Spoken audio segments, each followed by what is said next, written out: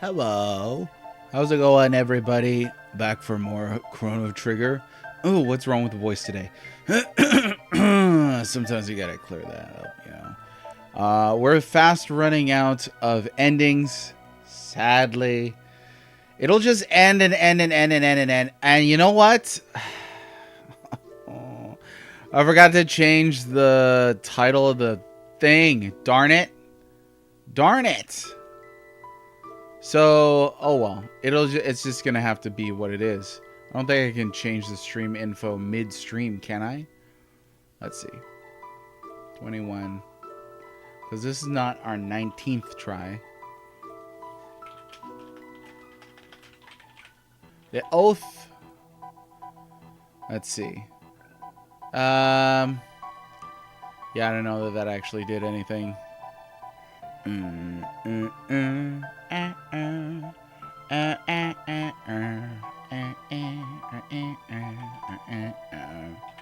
I really like this song. Okay. Let me see here. So, I believe last time where we left off, my internet crashed. So hopefully that doesn't happen again today. That would be terrible. Worst things have happened though, so yeah, you never know. But today what we're going to do is immediately fight Lavos again. Let me just double check that that's all exactly what I need to do.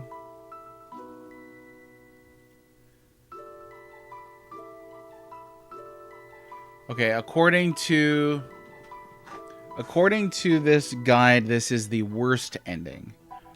After regaining the gate key, but before giving the Masamune to Frog. So, we don't have Frog on our team. We should have the Masamune. Yeah, there it is. And we got the gate key back. So this is exactly the time that we need to beat Lava. So let's knock him out real quick. Let's take Robo with us this time. I really like Rubu. We'll have this lineup, I think. Okay. Easy peasy.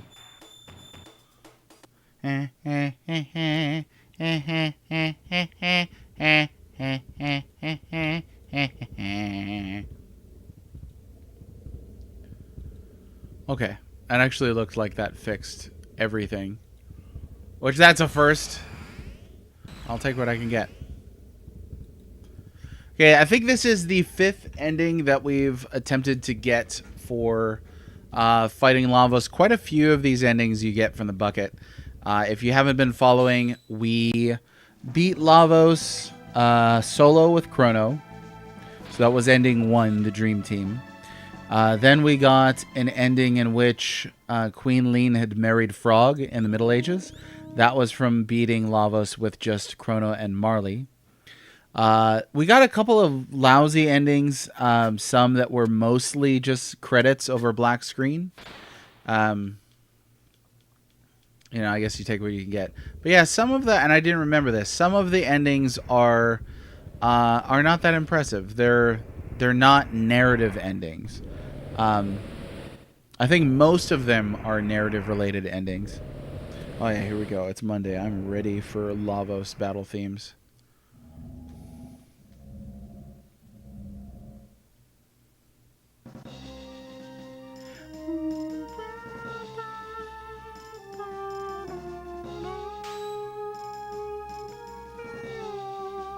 So good. Oh no, the Guyver attack. Okay, so first stage. Oof. First stage, we know that that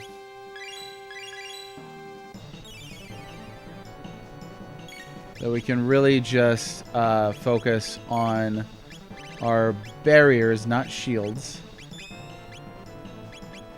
and that's for magic defense. Because I don't think that this first stage has a physical attack, actually. Oh, sorry, first stage, that should be the shell, which that was outside.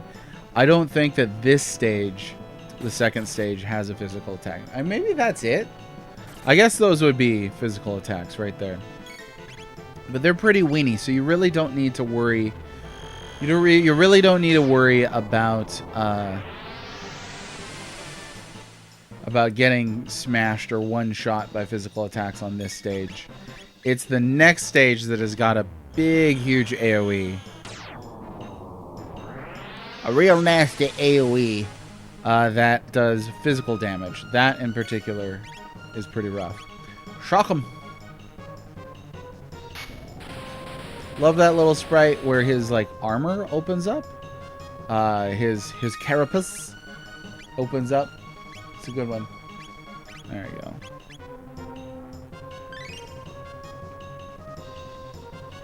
Top him off.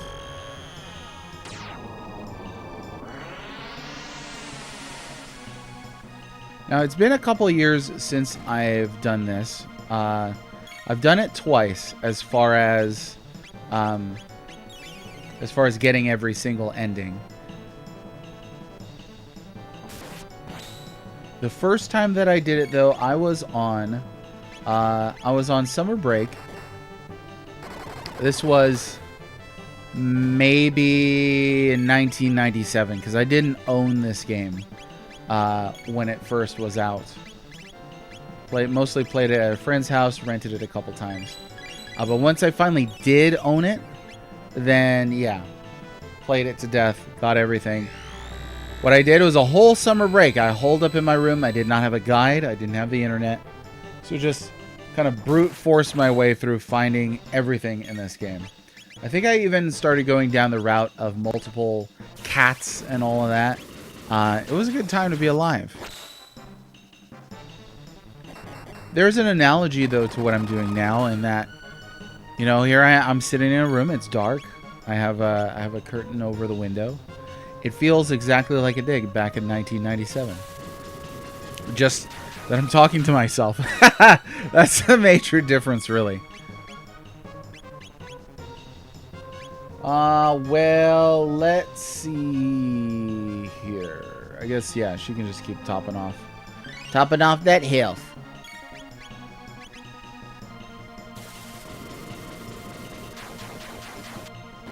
Point. That is a really good attack, and I regret that I was not using it much at all this whole playthrough.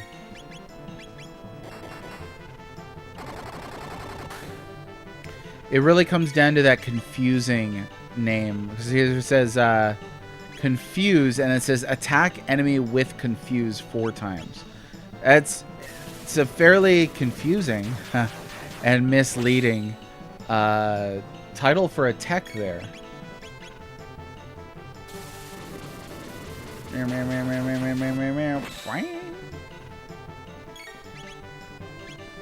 are we looking? I mean, everybody should be okay here once he does decide to do his big attack. Unless we knock him down before that, which is possible. Exactly. Frenzy is better. What are some other things they could have called that within like a character limit? Melee would have been a cool name for that. Fury, Frenzy, I like all of those. Okay. Alright, we did it before he did the whole thing. Yeah, Wrath is good. I like Wrath. How's it going, Aegis? Hope you're feeling better than you were yesterday.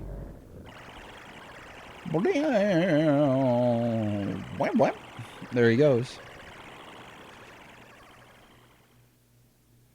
Okay, number of times I've seen this. A lot of times. But not enough times. This is going to be one of the lousier endings, unfortunately. Sad that not all endings are created equal. Rage would have been good. Rage might have had... I wonder if you'd played Final Fantasy VI first and then played this and it was named Rage, if that would have affected how you thought about it as a kid back in the day, back in the mid-90s.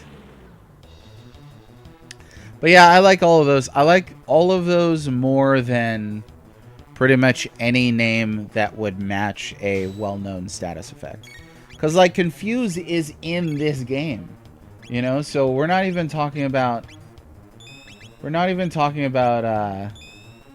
you know, just some random synonym, but a word here that is already being used for a very specific thing in this game. Now that should be blocked by the magic. Okay, we're good. We're good. Yeah, Frenzy is the DS name. That's a good example of a better translation. I will come right out and say it. I'm not super happy with the idea of a retranslation moving away from all the Woolseyisms in this, but that is a great example of a fixed translation. Yeah, I always thought it was Chrono confusing the enemy too, because that's what you would think. Like, so for example, if Frog had a spell that was called Poison and it didn't poison the enemy, that would be really confusing. Let's see. What do I want to do here? Maybe she could haste everybody. Bran, bran, bran.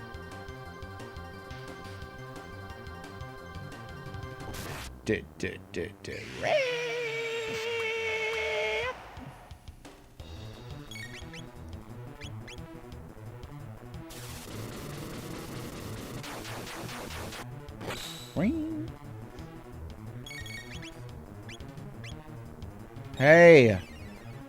That one's a jerk. That one's the jerk one.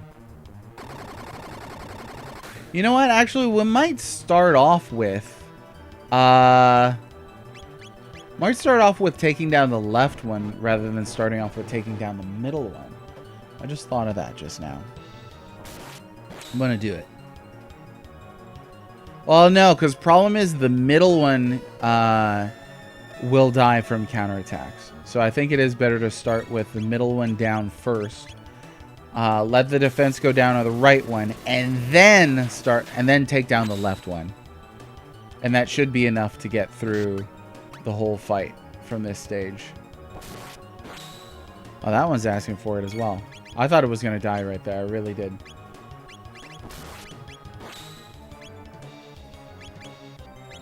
You could shoot it with this. Marley. Right here. There you go.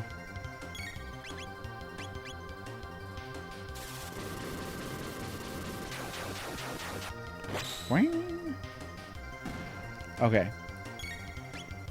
And then we just gotta wait for the life to come down. Why don't... No. Let me see that plenty. Yeah. Come on now. There we go. There we go. There you are, Peter. Yeah, put it down. That's right. Because I want to say on previous fights that we were able to essentially kill the core, or the middle one. Right one lowers its defense. And then wail on it, and then it revives the middle one, and then take down the left one, and that was enough to take it down right quick. Because this ought to be quite enough.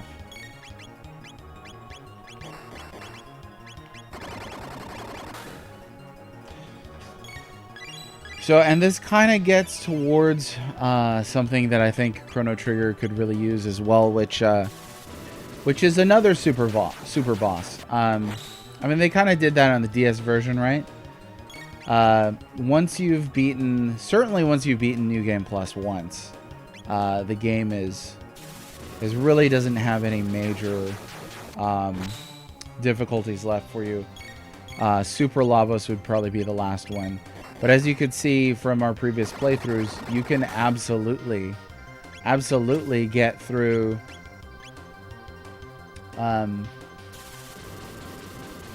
this fight solo with Chrono at level 50 without really doing any grinding in the main game. I think at one point I went into the hunting range and got some extra techs. So sue me. But really did not spend, you know, a ton of time trying to get experience points. I don't think at any point in my playthrough did I stop to get experience points. The Chrono Trigger is already a relatively easy game anyhow. I would put this around the middle on the Super Nintendo RPG canon. Not sure how y'all would rate it, but for me, I think this is definitely one of the easier, certainly JRPGs. Not the easiest JRPG on the system, but we're not going to go that far. I mean, Mystic Quest exists.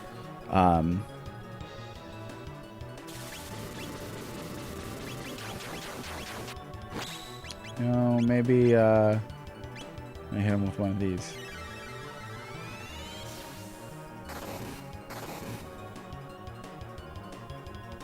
Marley, I helped.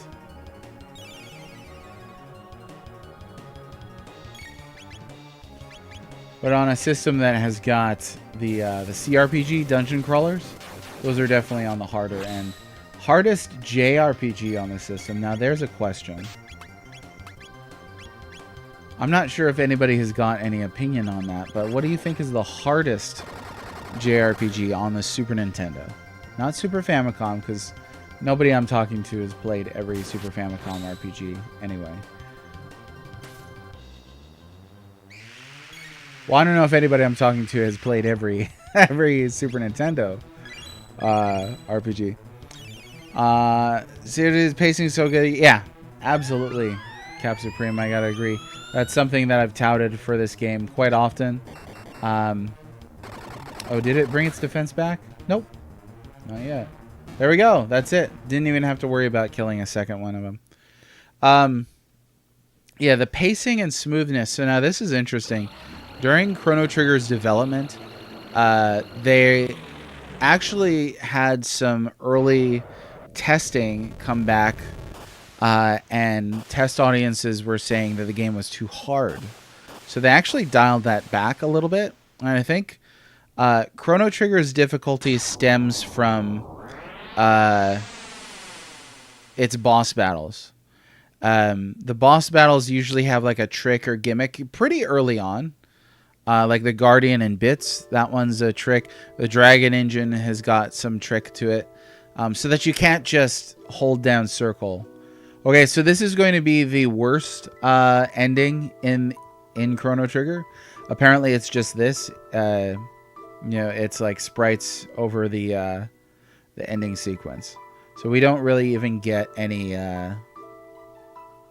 narrative or anything like that resolution then. Hardest SNES RPG, Secret of Evermore. Was Secret of Evermore particularly tough? It's been a while. Now, this is a huge if for people, but I would say that Knights of the Round is pretty tough. Harder than King of Dragons. And that's a hybrid, obviously. I would call those two games RPGs, but they're clearly hybrid RPGs. But I wouldn't call them JRPGs just because people tend to think very, very, very linearly and traditionally about the term JRPG. Mole, how's it going? Not having random encounters means it's pretty easy to design them around the level most players will be at that point. Yeah, no, that's a good point. That is a good point. I never thought of that kind of correlation between these two ideas, that the bosses are where the difficulty lies. And they can plan for that because they know roughly how many encounters players will come across. Especially at the early stages, right? They give you a couple of pretty dang good grind spots if you want to get into this. And I've seen new players say, you know, I had to stop to grind at this point, typically before they fight Masamune, typically before they enter the Black Omen, especially if they're doing that early.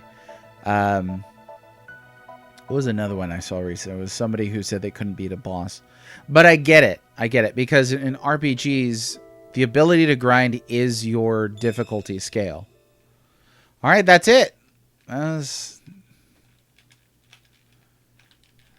it. All right, next thing, we got to go give the sword to Froge. So let's go ahead and do that.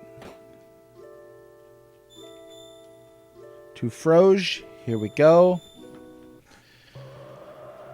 Hail, how's it going, Major Rage TV? How are ya? Hey, I was pretty upset, Major Rage. Now, if I'm remembering right, you had like an open discussion on Chrono Trigger on your channel recently. I think it was this past Saturday, wasn't it? What's up, Smash? How's it going? I hope Monday is treating you all right as well. Thanks for popping in.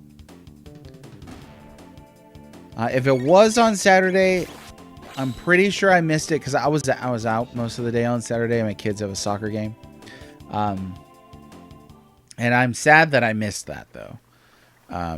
You know me, I love Chrono Trigger discussions. Been on multiple podcasts talking about Chrono Trigger. It's in the lifeblood. Even for my podcast, when I had a show way back when. I think we did 3 episodes on Chrono Trigger and then an episode on Chrono Cross. And I tried to stage those because so many people have played these. I tried to stage those with guests from different perspectives. So for Chrono Trigger, I found somebody who had just played it, like recently as an adult, and somebody who had played it to death as a kid. And then somebody who was, oh shoot, who was the third person? It might have been somebody real young who had not been alive during Chrono Trigger's release. Something like that.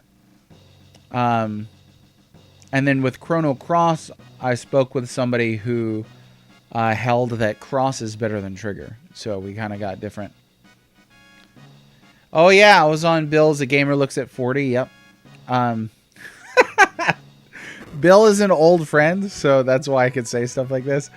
Bill, I don't blame Bill for not inviting me onto his show anymore, because every time I've come on, we can't stop talking to each other. So we'll literally, you know, have like 3 hours of recorded footage when he and I talk.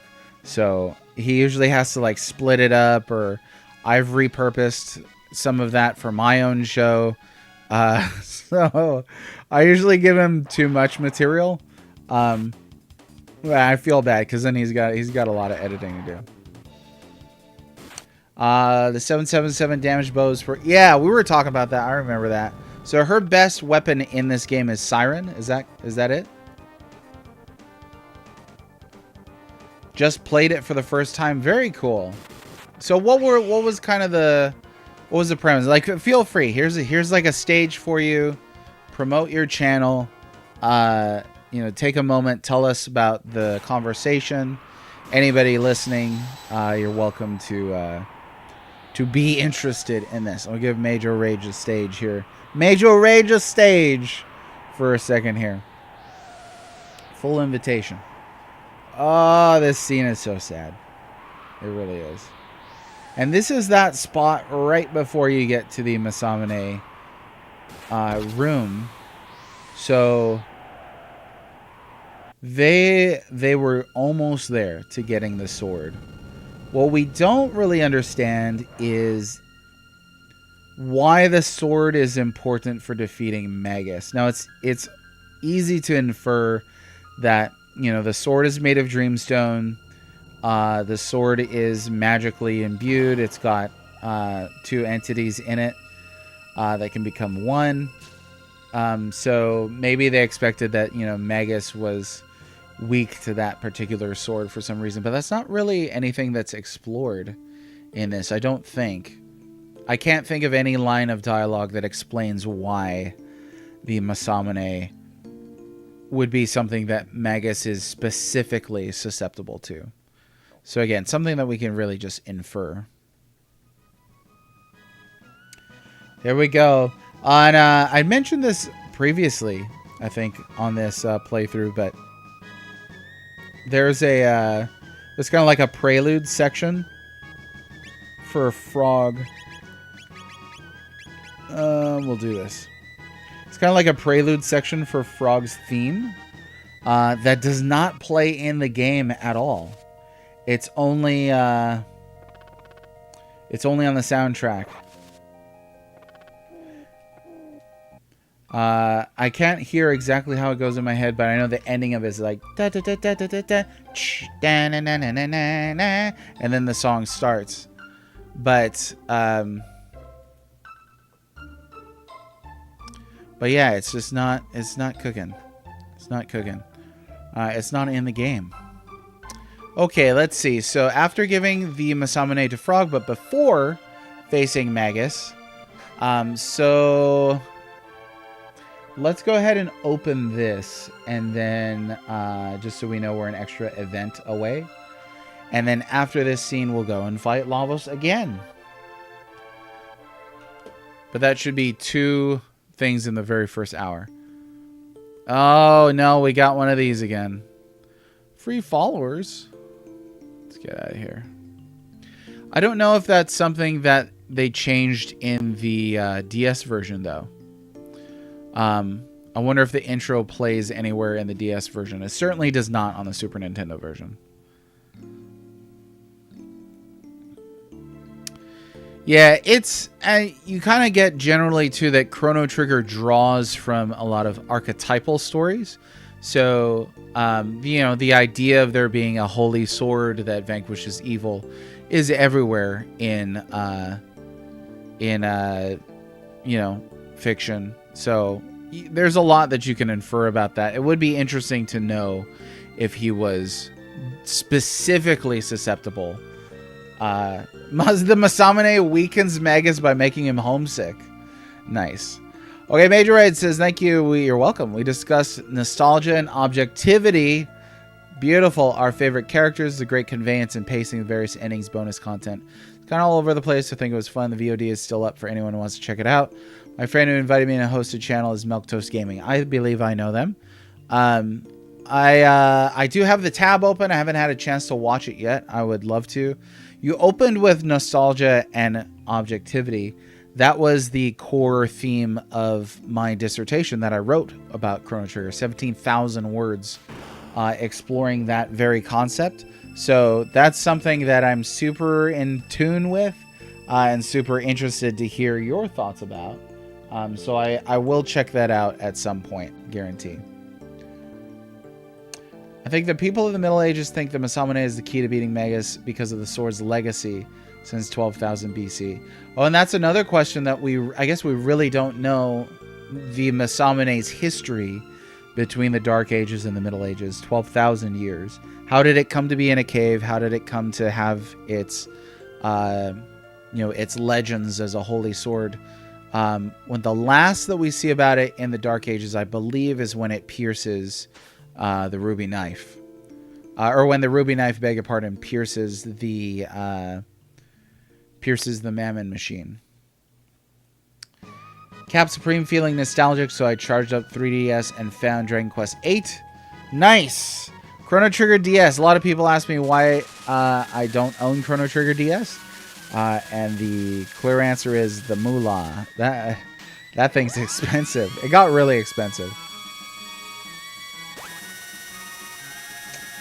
Magus and Melchior. Well, Melchior is not around in the Middle Ages anyway. But Magus would be the only one who would know what the Masamune truly is, right? Like in this. So I guess he would have reason to be afeared. But I wonder if in the Masamune sword's history there was an instance in which it was used to fight evil, and it did repel evil. So maybe it has this history of being used as an evil's bane, and so that's why they continue to think in those terms. Because we really don't know. I don't think we know anything about what happens to the Masamune between the Dark Ages and the Middle Ages. I presume it didn't just sit in a cave the whole time, but you know, had to have done something.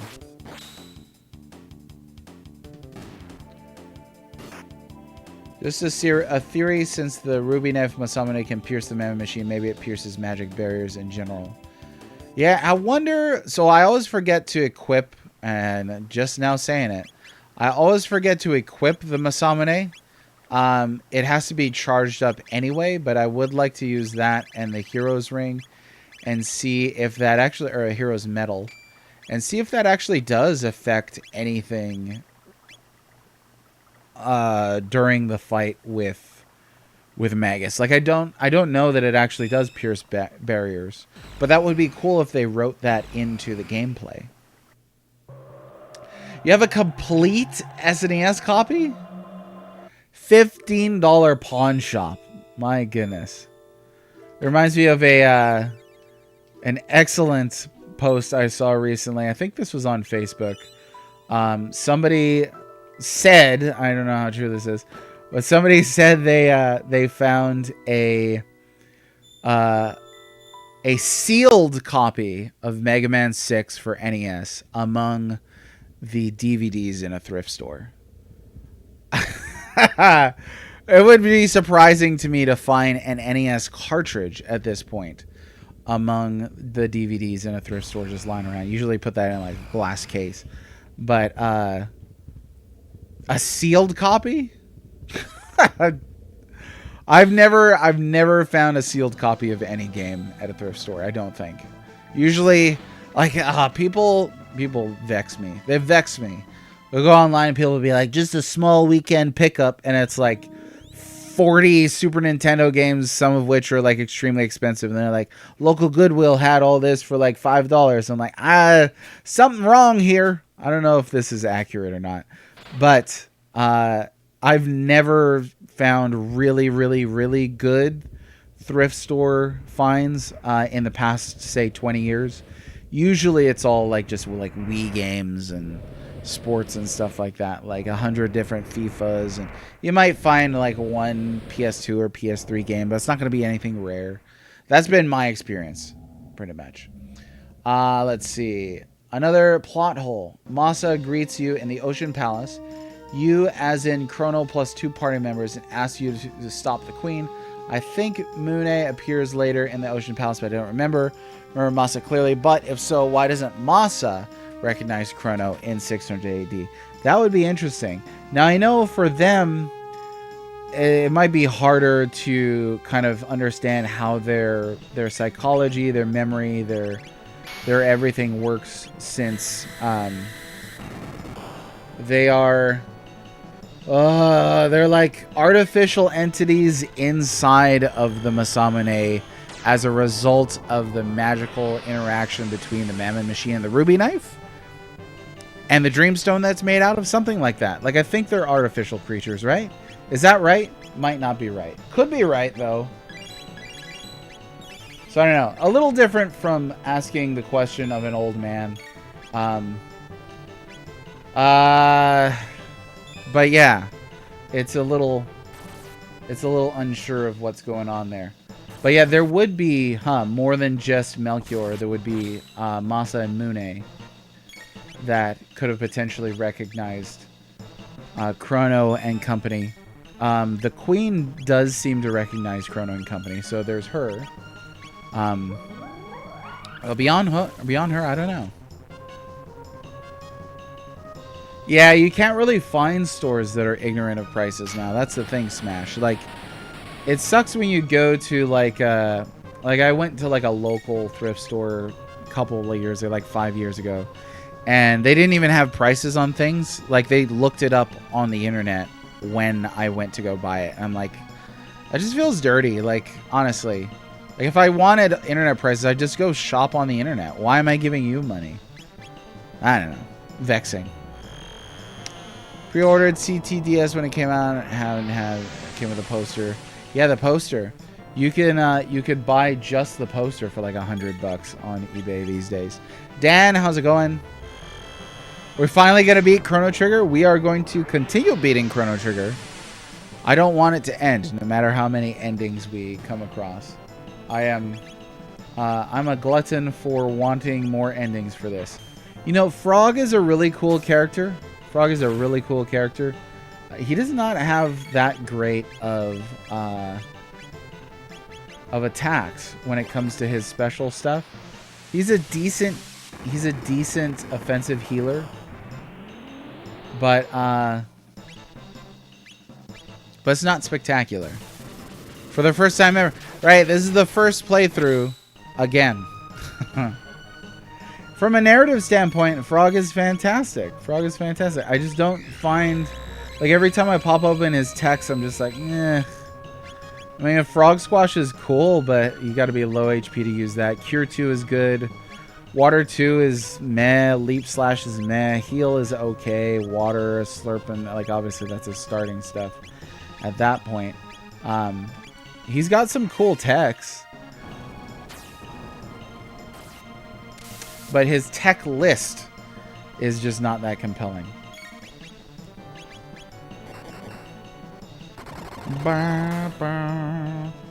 I mean, Leap Slash, like, look at the damage on Leap Slash, though. It's not even... I mean, I know he's got the Masamune on. It's not powered up. But it's just, like... Even, to look at it, it's not that cool. Like, he jumps up, and he comes straight down, and that's it. Like, come on, this is a Frog Night. Give me some stank. Worst way to sell retro games is due to rent in store. It doesn't price it. Yeah, he looks it up. Right. And there was a shop that I really enjoyed going to, actually, in my previous town that I lived in California. I enjoyed it because he always got in a great stock of things. It was cool, but same thing. You'd take an item to the register. He'd clearly hop on eBay and grab whatever the price was for the first thing that he saw. And then, you know, you'd wind up paying a little more than you might pay online anyway, because he's got to take his overhead and stuff like that.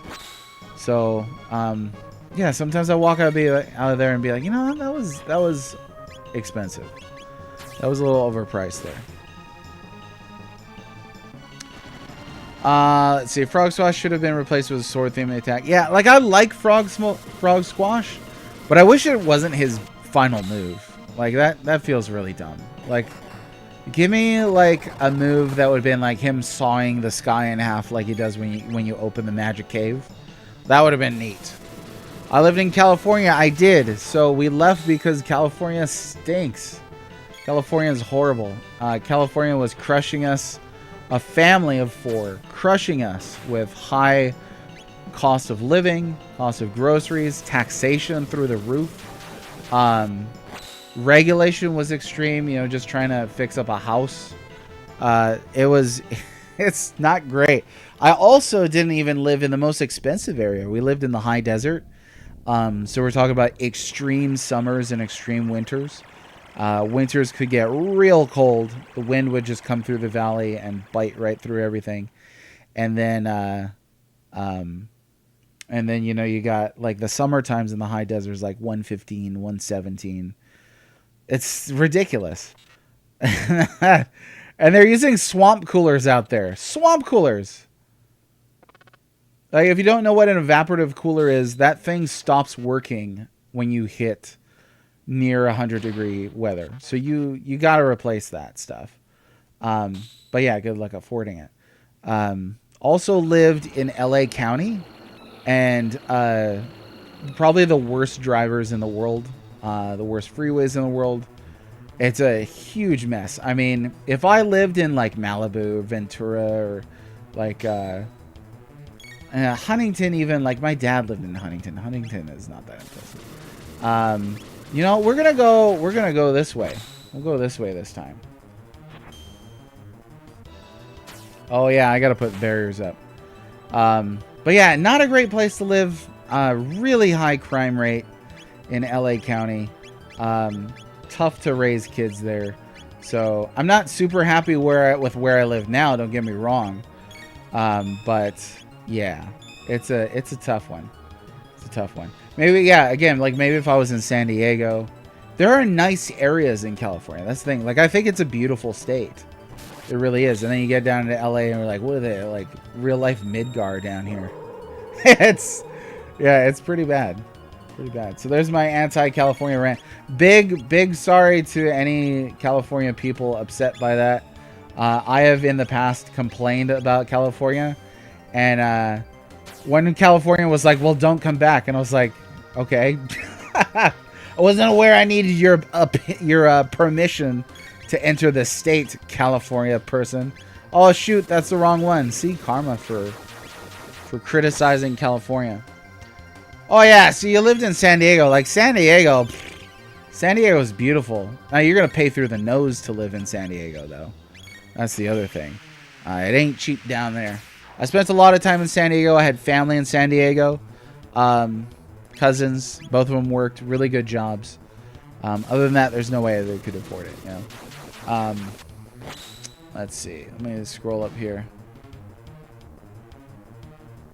So what do you miss in particular about California? Let me ask you, because you asked me, which is awesome. I always appreciate when people ask me things rather than just decide to start arguments and stuff like that. Dealing with a lot on social media today. Oh my gosh. Come on, drop. There we go.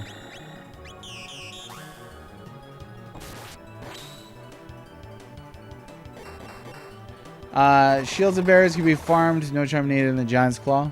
Cool. Yeah, I think I remember mentioning that there are areas where you can get barriers as drops, as charms, certainly from chests. You don't need to buy them. Like, honestly, even for this fight, like, I had like maybe 10 barriers. That's way more than enough. You probably are going to use like a max of 2 or 3 on one character per fight, you know? Let's see. I'm actually going to start using some of these here. We'll get down the middle guy.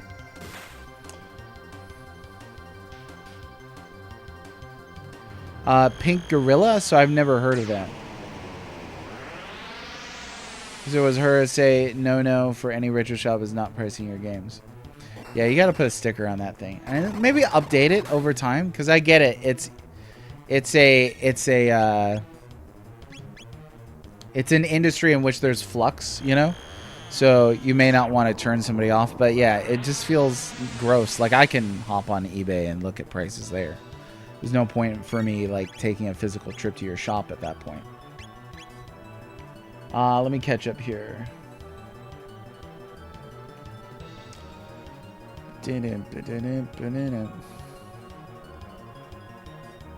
El Cajon. Oh, yeah. The El Cajon Pass. Triple-digit temps more than half the year. It's too hot. The other thing, too, is California has fire season. Wildfire season is extremely unpleasant in California.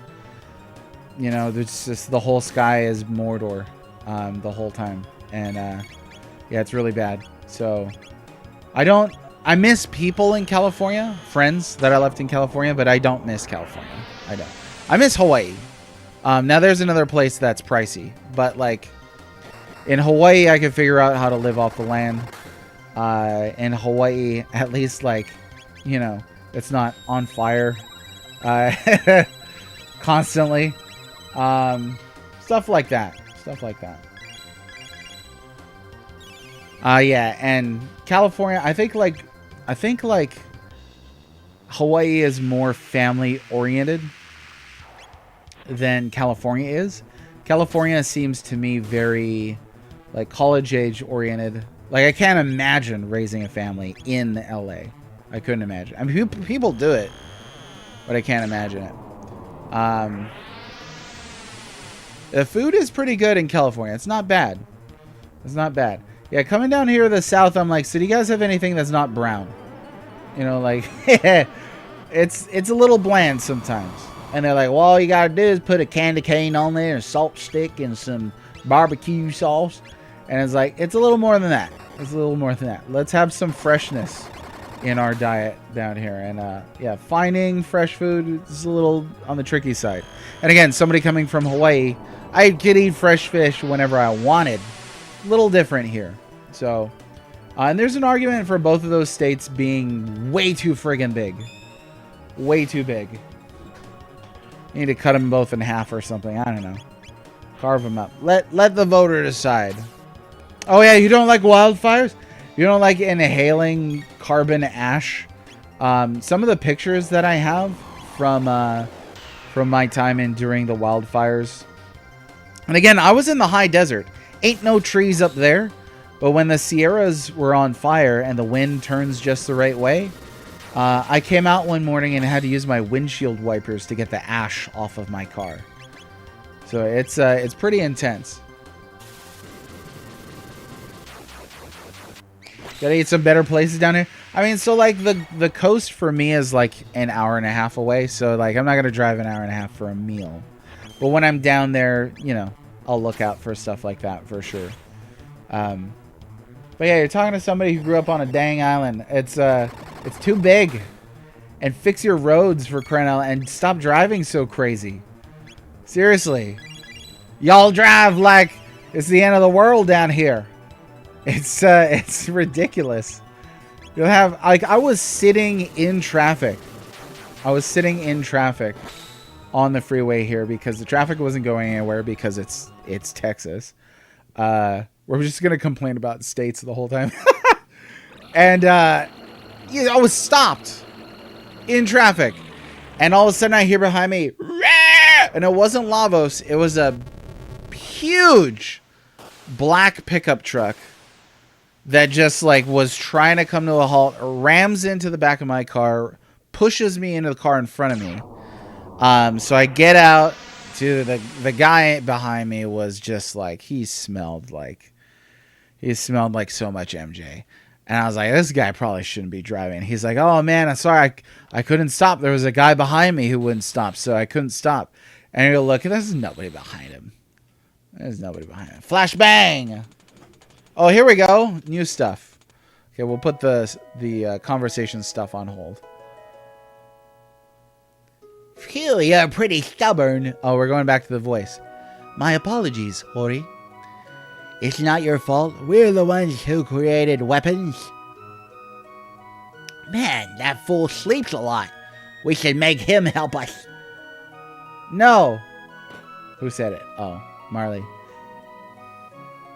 Let him sleep. He fought hard. Oh, I didn't even notice Frog was standing right there. Phew. All right.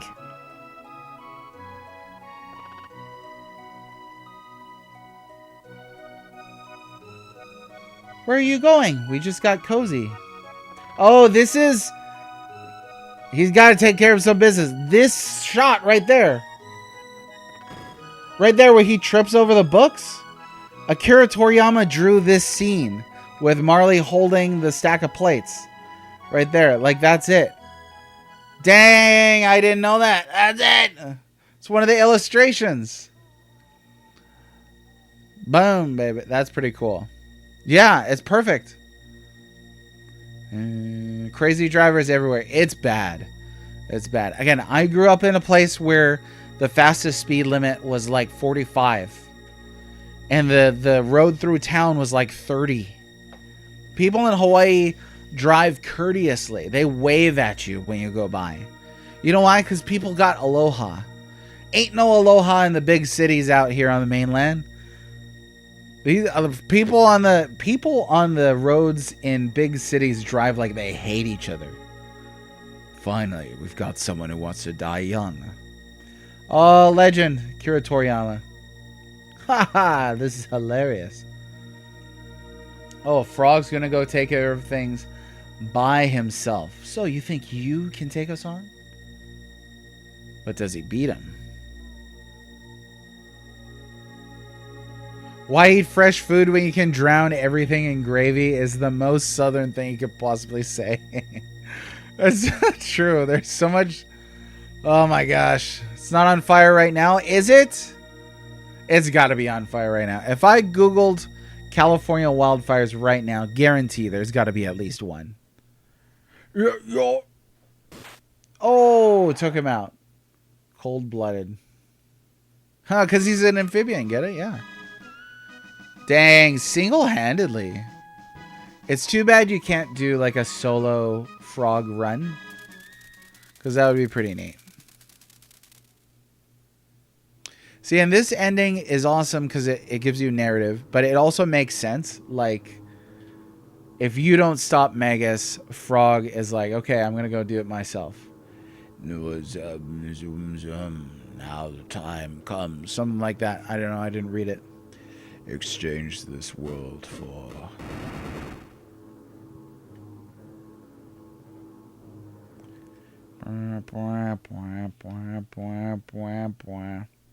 So, you came.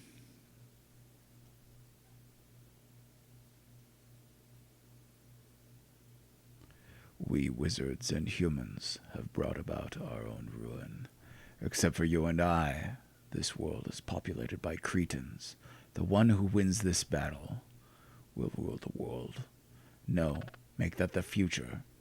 So, that's the story. But who cares? But there is some merit to fighting you. You have the Masamune. Let's see if you know how to use it. If you're prepared for the void. Oh, who wins? Well, we already know that Frog could beat Magus solo, because we did that ourselves. Oh, and you get to hear them just, like, demolishing each other. That's a good ending. That is a really good ending. I like that one. Ariel, how's it going? Welcome, Dr. Grant, to Jurassic Park. Just kill Chrono and the other party member and only play as Frog. I mean, I guess you could do that. We're going to try it. We're going to try it. They auto-revive after one. Oh, yeah, that's a good one. They revive at one between battles, but I could just, like, not heal them. I guess it's not really going to matter too much because Frog is just going to smash face. Too bad you can't attack your own party members. That'd be a lot easier to let them die. I think at this point it's going to be difficult for that to happen. Oh, maybe there's does Slash have a... Oh, look at that. Only time you see that sprite? So, Frog lost. That's too bad. Sorry, Froggy Poo. All right. A chilling ending, but a great start to a Castlevania game. For what it's worth, regarding Kermit, is that what FWIW means? Jim Henson would have been 89 on September 24. Need his kindness and whimsicality more than ever. I agree. I agree. What a legendary life. And, you know, cut short. But what a legacy. You know, that's quite a thing to celebrate. Is it Magus or Frog? That's a good point. Maybe that's supposed to be, you know, left up for interpretation. Since we're treating these as novels, right? No, our first instinct was it's Magus, but looking at it again, it could also be Frog. Don't know. Hard to tell. Yeah, it could be deliberately ambiguous. It could. But we know Frog could handle himself. Okay, the next one is going to be after Magus for sure. Let's see. Face after Magus, but before facing Azala. Beat Lavos after you defeat Magus. Okay, so we'll rush through the castle. We'll try, I guess, just not to like revive other characters. A lot of Viper Manor in Magus Tower. Now, there's an interesting statement. I had never thought of that. Rush through the castle. It is a longish dungeon, but we will attempt to do what we can. No dilly-dallying, shilly-shallying today. Bow.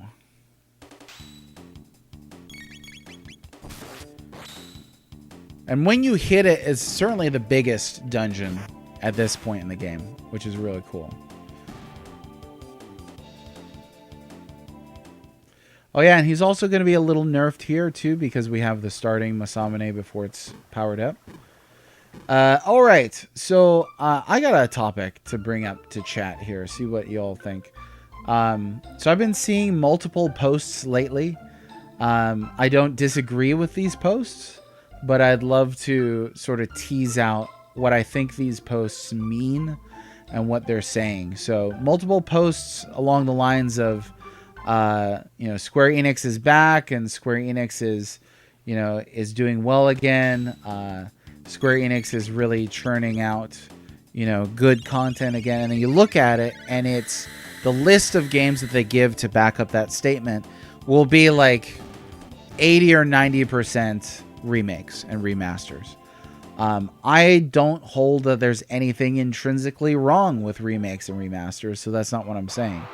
What I am saying is it seems a little strange to say the company is back and then cite only really mostly examples of the company living off of legacy content like remakes, remasters.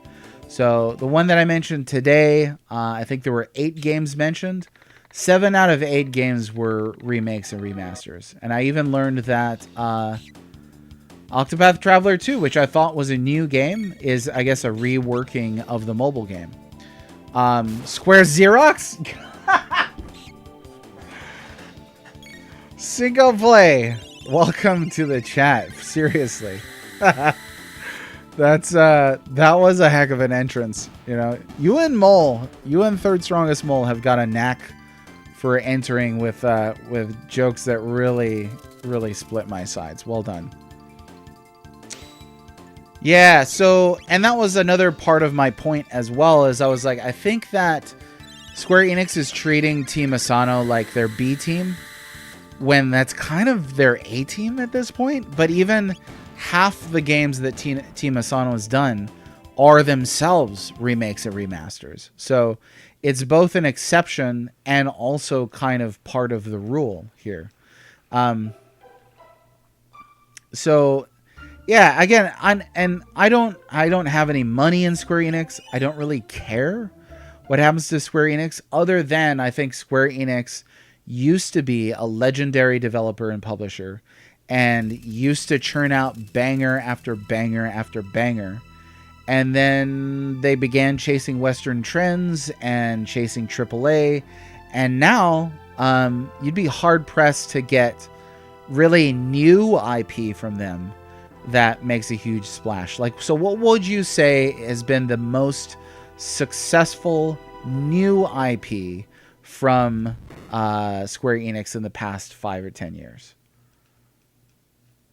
I forgot we got to run up all this. I'm going to take this. Give me that. There have been sequels. There's been things like new Saga stuff, new Mana stuff. I think that's awesome. Credit where it's due. Like Visions of Mana. I would much rather see old legacy franchises like that get new entries rather than die the slow death of turning into mobile gotcha games. I don't remember Luca being here. Oh, it was Marley last time, I think. But yeah, and a couple of fans I spoke with were like, well, they'll just keep remaking Final Fantasy and it'll be fine. I was like, and then they wonder why Square Enix is in dire straits. I think people are excited for remakes and remasters. Again, there's nothing wrong with remakes and remasters, but I don't know that the company can survive on just remakes, remasters. Good question, right? What new FF makes it a big splash? Square's Golden Age, 87 through 2000. Yeah, absolutely. Especially when you look at, like, I think the mid to late 90s, that there's a really small context in which Square Enix had multiple really incredible games coming out back to back to back. I mean, we got like a new Final Fantasy every single year, a couple years in a row. Yeah, Mistwalker finally getting published. Like, Sakaguchi coming back to Square Enix is pretty incredible.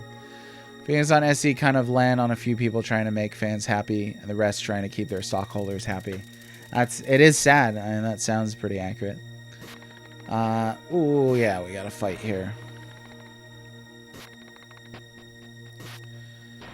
So yeah, because to your point, Mole said, Octopath Champions of the Continent always felt to me like the team being forced to make a mobile game when they wanted to make an RPG. And I think that makes me think that Square Enix is making these really kind of boardroom decisions, because mobile games make money, right? Console games, Square Enix has struggled with notions of console games making money and being successful or hitting their sales goals, stuff like that. This is such a creepy castle. But yeah, I was a little disappointed that that Octopath Traveler went to mobile. Good on them for making an Octopath 2 and then making Octopath 0 now. And again, those are the exceptions, right? Because you're talking about Team Asano. The Quiet Man. Is that a game? The chase for AAA and Western ended up getting them. I think so. They're definitely one of the studios that did not seem to benefit from trying to do so. Tell it wasn't a project they dumped a ton of money into. Yeah, so I would probably say Octopath 1 was the best new IP that they came up with. That had to be in the past 10 years, right? Elliot, I don't know about. I mean, Elliot, again, is Team Asano. You know what you're going to get. Like, it might be fantastic. It looks super derivative. So single play, I want to hear more about what your views are on their sales goals. Are their sales goals unrealistic because their games don't really sell anymore? Or are they unrealistic because of exclusivity deals? Are they unrealistic simply because they're overly idealist? Quiet Man is modern Squeenix Kusoge. Okay, astoundingly bad. Yeah, we were talking about games that made a big splash, and I guess that would not be one. I haven't even heard that. Like when Foam Stars was coming out. Friggin' Foam Stars. When Foam Stars was coming out, somebody told me that general audiences were going to love Foam Stars. Just watch. And I did watch, and nobody played that thing, And then they just kind of forget about it. Sweep that under the rug. I don't know if it was the AI-generated assets or not, but there's also an element in which new IP can absolutely look overly like something you've already played. Definitely some change in perspective, I think, is needed.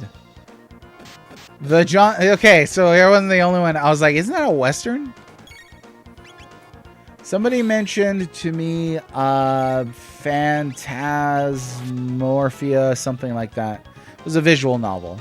Like, I don't think any visual novel is really going to make a big splash. But yeah, I don't know. I don't know. I'm not one to be like, oh, they need to get sold to somebody, or oh, like somebody should buy them or anything like that. I wouldn't go that far. But clearly something's gotta move on.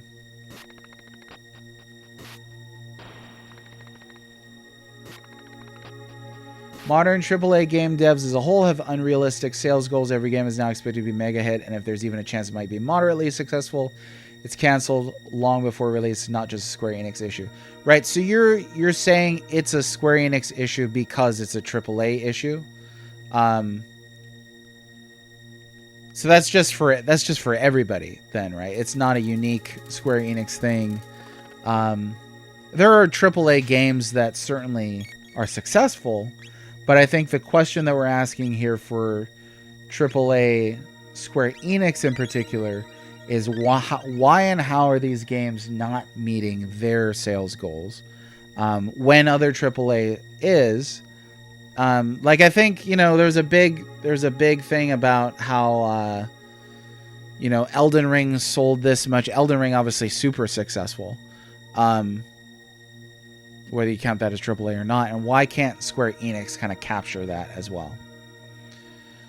So is Capcom not hitting sales goals? I hadn't really pictured that. I know like Monster Hunter's been super successful, which is why they're still making more Monster Hunter and not Mega Man. Quiet Man is set in Ireland? Oh. My bad. I thought it was a Western. Yeah, I don't know about Square Enix being sold. I wouldn't advocate for that. I wouldn't. I joke about it every once in a while. And is this also because game development is too expensive?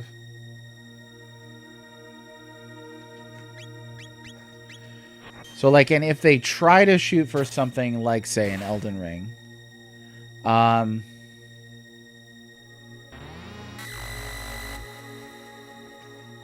can they? How do you get a AAA product that does resonate with people?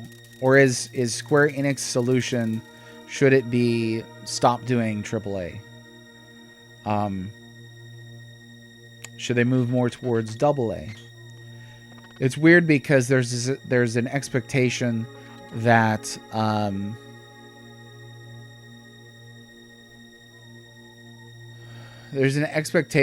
like, say, Final Fantasy, take that in a niche context, that Final Fantasy should always be about pushing the envelope technically and getting these really impressive, really huge games for the mainline series.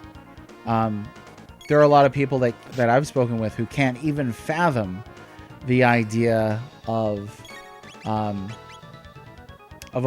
new mainline Final Fantasy being 2D or being pixel art or being turn-based. They're just kind of convinced that AAA is done with that for a certain series. And I don't know. I don't know then if that would be the solution to make the game dev cheaper, if you would lose those people. But then at the same time, those people don't seem to be enough to support what they're currently doing anyway. Glad it's not my problem. That's my biggest takeaway from all those conversations. I'm glad it's not my problem. Now it's my problem in terms of like, hey, I'd love to see more variety. I'd love to see more successful games. I'm not, like, people would be like, why are you so negative? Why do you criticize Square Enix? It's like, because having a critical opinion is normal. One. But criticizing Square Enix doesn't mean I don't want to see Square Enix succeed. I want to see Square Enix succeed. I want to see them make the kind of games that they used to make that I really love. Or even if not just the kind of games that I like, but just games that really resonate with a broad audience. Broad enough to sustain themselves, whatever that means.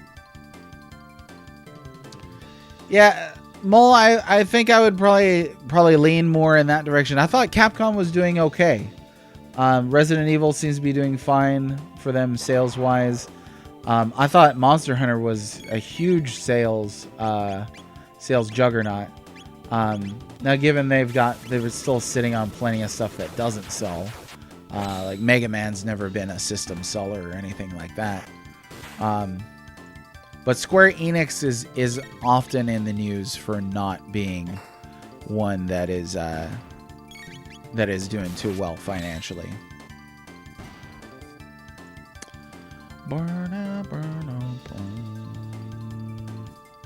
Yeah, I think Final Fantasy, since the PS1 era, has largely been about pursuing the technological limit. I think that's really been the case since PS1. There's not a developer quote that I could cite to you off the cuff of my head right now, but I know I've read developer claims along those lines. Like that was their goal, right? To see what they could get out of this technology. And you could tell with some examples. It's plenty of Final Fantasy games are some of the best looking and the most technically impressive on their systems. But yeah, you'll just have to source trust me, bro. At this point. Let's see. Nintendo makes games with AA production values and top tier interactive design. They're doing right. Always have been. Yeah. Like I think. So I'll talk with a lot of people who don't really understand why Nintendo is successful.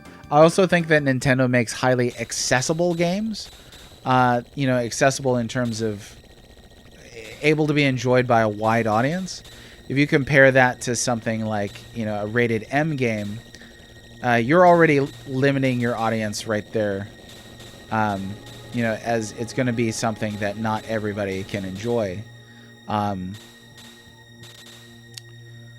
So I think that combination of accessibility and content and, the cost of production and stuff like that certainly pays off.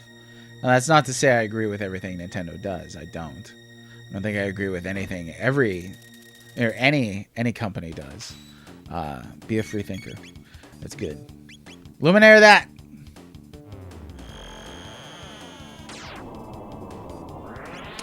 Yeah, Sarge, I still think a throwback Final Fantasy, even something in that low poly PSX style, could do gangbusters. I think it would. And you look at, this is a company that's built up a huge legacy audience. But a lot of the modern audience, quote unquote modern audience, I'm not convinced such a thing exists really, because we're part of the modern audience as well. A lot of people think of that as like the realm of indies at this point,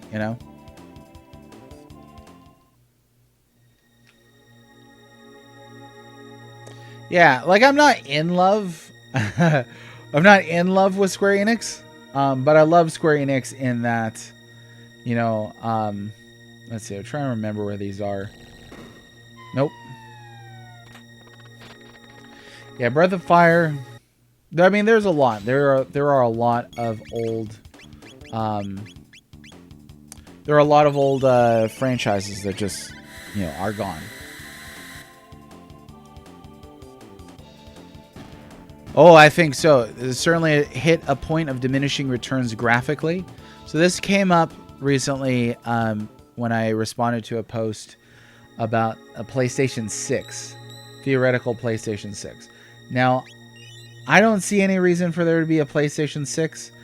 Somebody was telling me or trying to tell me that, the PlayStation 5 is already underpowered, and so we need a PlayStation 6.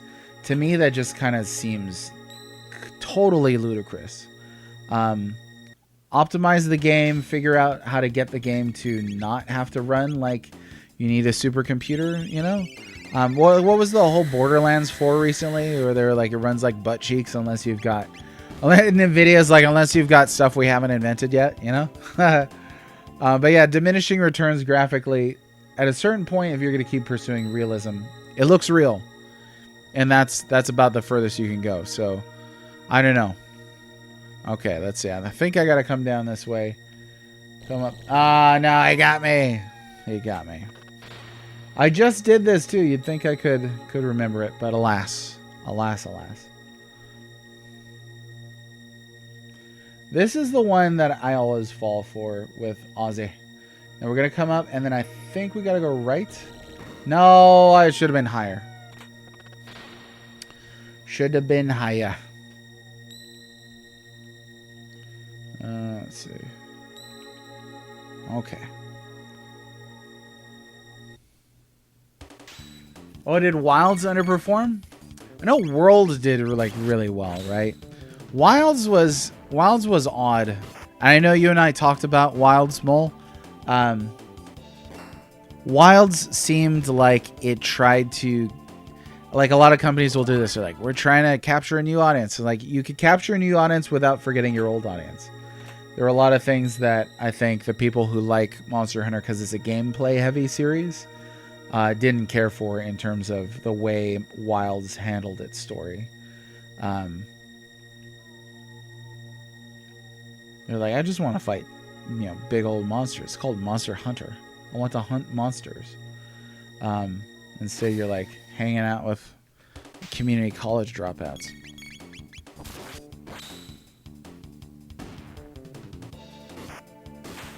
There's probably an element, I'm just catching up on your comments here, Single Play, about Square. There's probably an element to and how over-reporting can potentially affect perspective as well. So, because they're a high-profile company, we may just be thinking about Square Enix financial failures more often. Yeah, Mega Man is never going to be a big seller. That's just flat out. There's a ton of Mega Man fans, but like Mega Man is not. It's like Metroid. Like Metroid is just not a series that sells super well.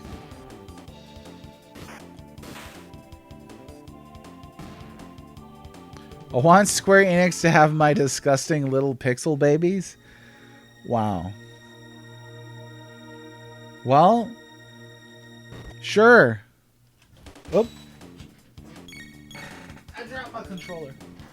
Help me. Yeah. Posted recently. I'm posting a lot less on Blue Sky, but posted on X just about how that's one of the most ignorable gamer groups, graphic snobs. Like, if somebody's going to whine that it's not in 4K, like, we're just not even speaking the same language, honestly.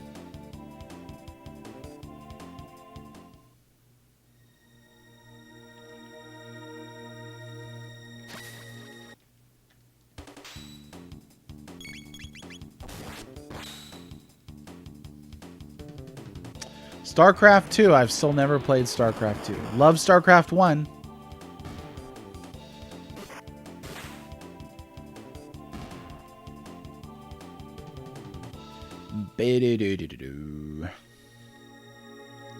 What's the closest you've been to in working on game development to pushing hardware to the limit? What's the closest you've been? Like in terms of the project, in terms of the game, really, really, really digging its heels into that. Cap Supreme, I do play Monster Hunter Wilds. I was kind of disillusioned a little bit with Monster Hunter Wilds, not just because I thought the story was lousy, but also because I had a friend who bought it on PC, and Capcom does not seem to care two licks about how poorly that thing runs on PC. And that's a whole other discussion, is how on earth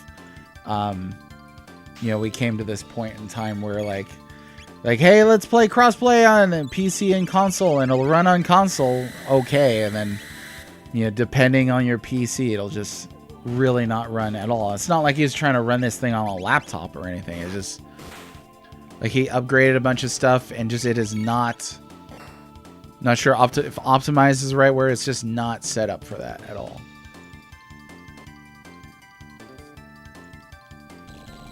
Oh yeah, Nvidia Nvidia has grown tremendously. I had some stock in Nvidia. Oh no, I still have that stock in Nvidia. I had to sell off a lot of stock recently because of the whole thing with our house and stuff like that, having to pay bills, and that's okay. But that was one that I hung on to because yeah, Nvidia is skyrocketing. Indie dev on NES. Oh, okay. So I should have specified like a current system. Like that makes sense. Like I've seen some indie games for NES really pushing that hardware. Oh, VR. Okay. Yeah. VR seems like one. Well, one, it's current. And VR totally seems like one that you would have to. You'd have to be really aware of. The girl takes the cake. If PC gamers don't like the performance, you could just tell them to play PC, bro. Give them a little taste of their own smug medicine. That's my that's my take. That's my take on that. Oh. Yeah. It's yeah. And you know what? I mean, if Monster Hunter is going to be changed tremendously to go in this way or that, fine, so be it. There are plenty of other great Monster Hunters from the past to enjoy, but it's a bit of a shame. Let's see. Maybe just hit him with regular lightning. But I did like Monster Hunter Wilds. I can't remember the score that I gave it. I gave it a fairly decent score, I think. It was in the 7s, low 7s. Which for me is not like, the utter blasphemy.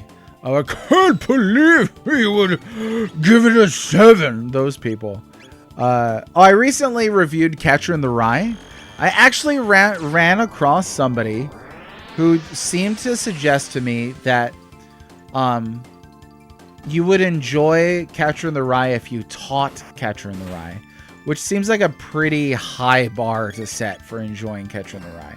I'm glad that I read Catcher in the Rye. I did not enjoy the process of reading Catcher in the Rye because it's a fairly dark book.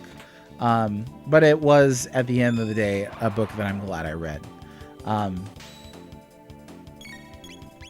But yeah, I guess everybody, there's one of those people everywhere. They'll fight over you. They'll fight over a score while missing the points of the text that the score represents. That's typically what I found as a critic using a scoring system. People will not realize that the score is a summary of the arguments in your critique, the points in your critique. They'll just be like, well, I would never give that a 7. It's definitely a 9. Like, okay, tell me why. And they're like, because just that. I was like, is the point just the numbers? Is the point just the score? Oh, we're going off on game critique. Let me reel it in here. Reel it in. So this was a battle that I got stuck on when I was a youngin'. And if anybody's watching this, like, why is he not reading the text? I did read the text before. When we did our first playthrough, we're just hunting stuff now. And we're just gonna do it as we do it. Uh-oh, Single Plague put classics in quotation marks. Here we go. Let's see. Feel that way about a lot of the classics. Not they're necessarily better writing the best modern fiction. It's just that they've been studied and taught for so long that they become overly revered. Yeah, I can't agree with that. I mean, I could, from the perspective of that guy's individual arguments, I think it's lousy to say that you have to study something in order to like it. In order to more fully appreciate it, sure. In order to like it at all, I don't know. I don't think so. There are a lot of classics that absolutely have immediate accessibility today without needing to be a professor of that thing. But I saw your classics in quotation marks. I know you're anti-classic, and you can be an anti-classicist all you want. I'm currently reading Crime and Punishment, Dostoevsky. Classic. Now, my heart was pounding when I read it last night. I've never read it before. My heart was pounding. Like, I doubled in one night. I doubled the number of pages that I read in it. That's how into it I was. Now, you know, there's individual arguments of like you have to perhaps develop a taste for classic literature. And that just comes from eating it. It's like with a picky child. Like, yeah, a kid's going to want to eat pizza and chicken nuggets and that's it. But like if you feed them good food, eventually they start to crave good food. The quotes was snarky and I picked up on it. I guess I know you at this point. Anti-classicist. So anti-classics. Yeah, I absolutely will be reading Brothers Karamazov after this. I really think Crime and Punishment. There's so many books that I feel like if more people read them, then maybe you wouldn't be such a miserable misanthrope on a constant basis. You know, because like some of the big questions and debates of our time have already been solved and discussed by the classics and by classic thinkers. And like the number of people I meet on social media who will be like, I hate people. And it's like, then why are you on a platform that's solely designed to talk to people? And it's because deep down in your little misanthropic heart, you actually don't hate people. You love people. How's it going, Crash? We're on a roll here with I'm on my soapbox today. How you doing? Remember Chrono Tickles. I'll take it. I'll take Chrono Tickles. Oh yeah, let's see here. So we wanted to see if using the Masamune would kind of cut through Magus and his shields here. I don't know. So you're a misanthrope. You're no. How would you even say it? You're a misanthrope. That was your Miss Universe name, Misanthrope. They ask you questions about like, you know, what makes you happy, and like thinking about everybody else being away from me forever. All right, so Frog, go ahead. I missed what happened. Let's just do a regular attack and see here.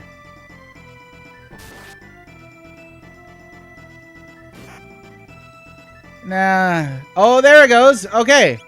So the Masamune decreases his magic defense. You're so misanthropic, you're anthropic again. You hate people so much, you love them. I love that. It comes all the way back around, right? Mole, you and I need to hang out more. Okay? We need to talk about the classics. I have Tolstoy's Resurrection. I started it once upon a time. Never finished it. I have almost no familiarity with the Russian writers of the classics. But here's the thing. I love it when you read a book that's removed from you by time, by geography, by language, by politics, and it still resonates with you because the classics are about human experience. Way more than like shonen is about the human experience or melodrama is about the human experience. You read something like I read Les Miserables a while ago, and I friggin' cried at the end of that book. And I do not just shed a tear for nothing. I can tell you that. Like, this might be my favorite game of all time. I've never cried for Chrono Trigger before. Okay, barrier change, lay it on me. Lay it on me. Crash! Crash. I'm reeling myself back. Crash, how you doing today? How's everything? How's every little thing? We were going to try for a frog solo fight, but not working out so well. It's kind of hard to kill everybody else with this thing. Leisure Suit Larry is about a human experience, capital A. I guess. Okay, here we go. We can just tear into him now. Sure, give him a taste of his own medicine.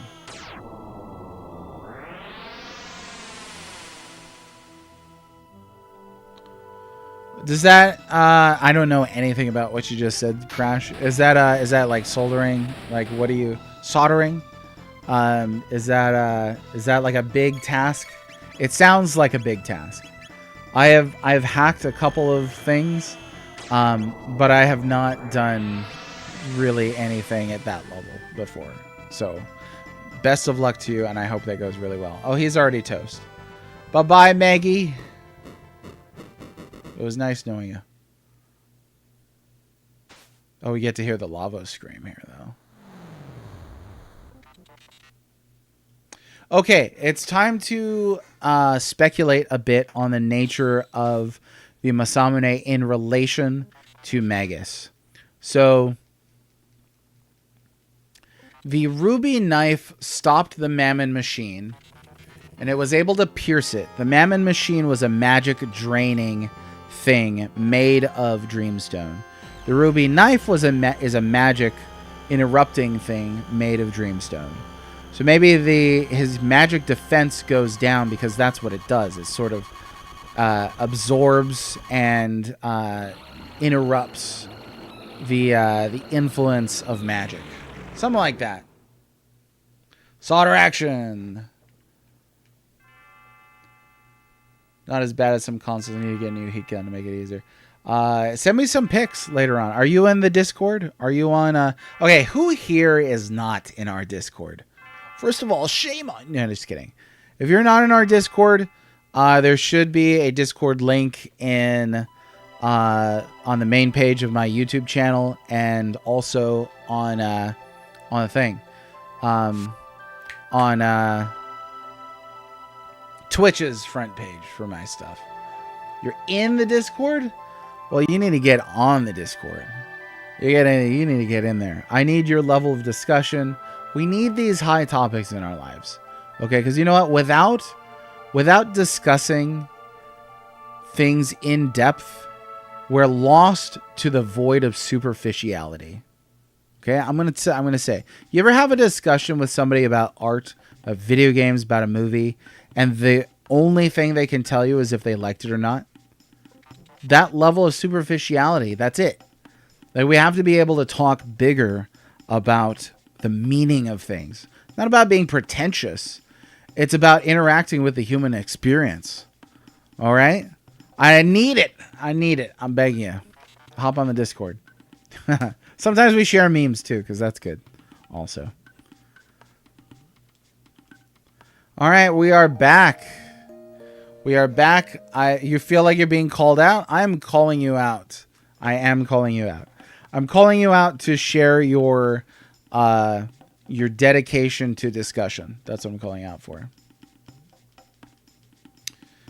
And I do for certain contexts as well. I think for me, for like music, I know what I like in music, but I can't really tell you why I like something versus the other thing. Like, for a lot of ways, like, I probably wouldn't guess that I would have liked like the band Muse. Like, I enjoy listening to Muse. I don't know why. I like listening to a lot of instrumental music. I love the Baroque period, so why the heck do I like Muse? But I do, and I can't really explain that. But I think that I could eventually, just having the discussion about it and just talking it through, figuring it out, delving deeper. Okay, let's see. Facing Magus before facing Azala. That's what we changed the... Okay. All right, cool. So we are good to go forward to the past. Now, do I get to have Ayla back? I would like to have Ayla on my team. Thank you very much. Ayla is awesome. I wasn't reading, so I can't remember. Can't remember where to go. Here we go. Up in here. You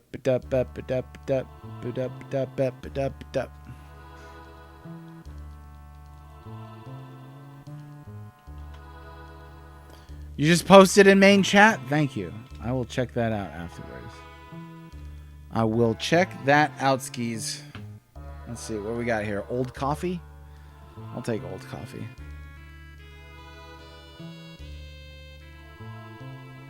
Symphonic metal. So tell me, what is symphonic metal? I'm not familiar with the term. Is that like metal with a lot of like orchestra in it? See, I like prog rock. I really like yacht rock. I really like just enjoyable, chill rock that I can like sit back and just relax to. I love that. Put on a little Doobie Brothers, a little Fleetwood. I'm fine with that any time of the day. I definitely enjoy classical. I found out that I like the Romantic and the Baroque periods more than I like the classical period. But classical is just kind of this colloquial term that we use for all of that. Where did she go? I can't. I should have been reading all this. I just played through this. I can't remember where I'm supposed to go to talk with her. Yeah, because she's still not on the party. Red likes the classics. The classics. No, yeah, I don't like the classical period, but I like the classics. And it's not like there's no things that I like from the classical period, but I mostly like the romantics and the, oh my gosh, dude, if you've not listened to, listen to the Planets Suite. That's good stuff. Okay, is it the Dactyls already? Oh yeah, because that's right. Because I already did, thank you. I already did the Reptite thing. Because I played this game so many times I couldn't remember where I was going. Yeah, chiptune is really good. I don't like all rock. I really hate screamo. I really hate rock where they're roaring. I don't like that. I really think that like voices are beautiful and like when they're used in a melodic sense. My wife and I kind of have like a running gag where you'll hear somebody and I'm just like, this is noise. It's like unlistenable to me. But then if you hear like an all-male choir, like men can sing, they just choose not to. Many times, it's cultural maybe. Yeah, I don't care for death metal. I would never single play. I never would have guessed that you don't like classical music. I never could have imagined.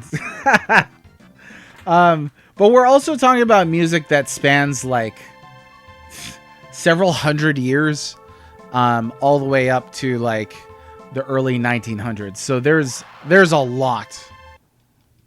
There's a lot. Now you said you can't. Oh, you can't sit and listen to it. Got it. You get bored. I reread it. Right there. But if you say something like great musical expression for their time, yeah, I tend to think that you don't like it. I don't know that there's any music that I sit and listen to, and that's all that I do, though. So that might be an unfair standard to set. Is there any music that you just like, you sit down and literally don't do anything else? You just listen to music? Because I don't. I've got a vinyl player, I got the radio, got Spotify, Pandora. I don't really just sit down and only listen to music. I usually multitask with music. Are you in the church choir? Well done, well done. So I've been in a couple choirs. I've been in a band. I was in a band called Proverbs of the Ashes. We made it big. But then Red Hot Chili Peppers stole all our music. There we go. But yeah, I think men can definitely sing like friggin' angels if they choose to. Like some trance electronica. Definitely because of video games. Yeah.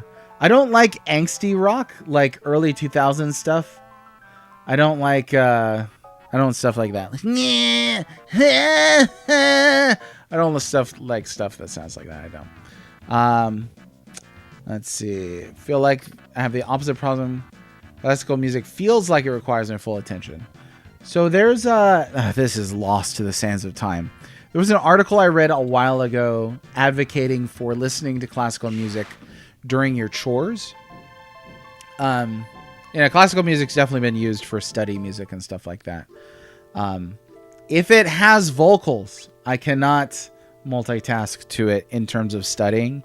If it does not have vocals, I can definitely use it for that purpose. So that's always good.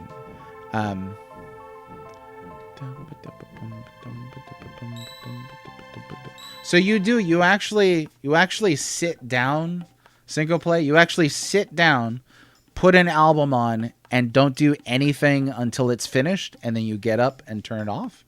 Is that what you're telling me? You don't I like concept albums too. Like one of my favorite albums, Dark Side of the Moon. Like you'll put that on.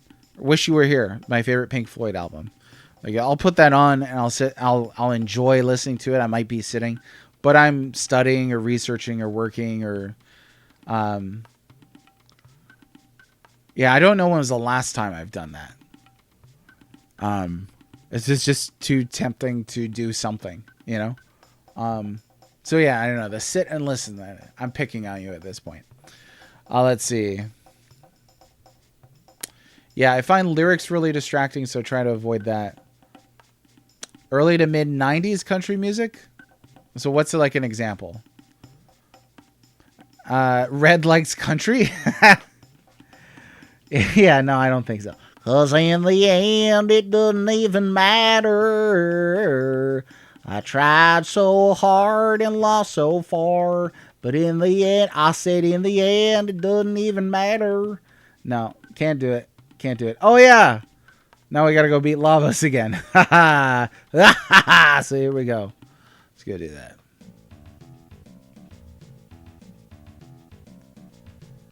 Guys, give me an example of 90s country. Like, what's a song?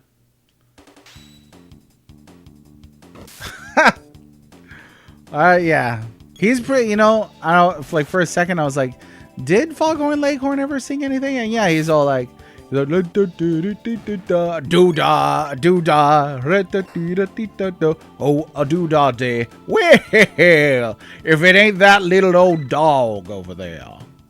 I like when I say dog. That's good stuff. Okay, I want to see what Twister looks like. So we're going to take this off for a moment here and see what the Twister looks like. Garth Brooks? I can't do it. Randy Travis. Alan Jackson, I don't know. I don't know those names. Garth, yeah, I can't do it. Twister! Because it's Twister! Oh, yeah. And Ayla just throwing up at the top. So, does that cause wind damage like Slash does? I bet there's a couple spells in this that cause wind damage, even though it's not one of the 4 elements. Okay, you're getting berserked again. There we go. Well, yeah, sure. We can have her berserked. I'm not too worried about that.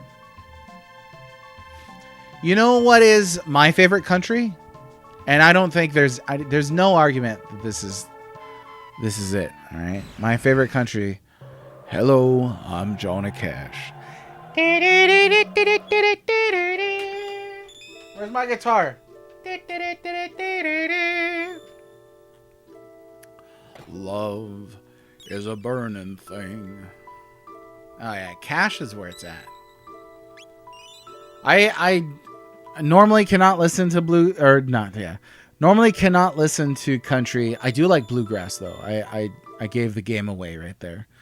There was a band I used to listen to called 16 Horsepower. They're not a band anymore, but they did dark bluegrass.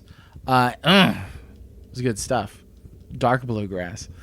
But Johnny Cash though, there's some good stuff from that dude. His last album, American Recordings 4, that's one of my favorite albums of all time. Real sad stuff. See, that's a classic.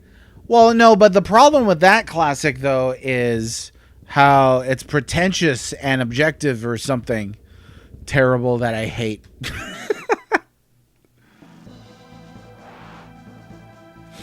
Tom was immortalized in his Starkville City jail. I don't know if I'm familiar with that one. I just can't imagine what it'd be like to be from Folsom Prison. Or a literal ring of fire. Okay, here we go. Here we go. And like the wild thing too about American Recordings 4 is like it's It's like almost entirely covers. I think When the Man Comes Around, I think is a unique song. I think. I actually don't know. But yeah, there's a lot of covers on that. And they're good. I mean, like that's the best version of that song. I hurt myself today to see if I still feel. I focused on the pain, the only thing that's real. And that, dude, oh my gosh. Like, that is one of the... Okay, you know how I said, like, I don't cry often? I will always get misty-eyed whenever I watch the Hurt music video.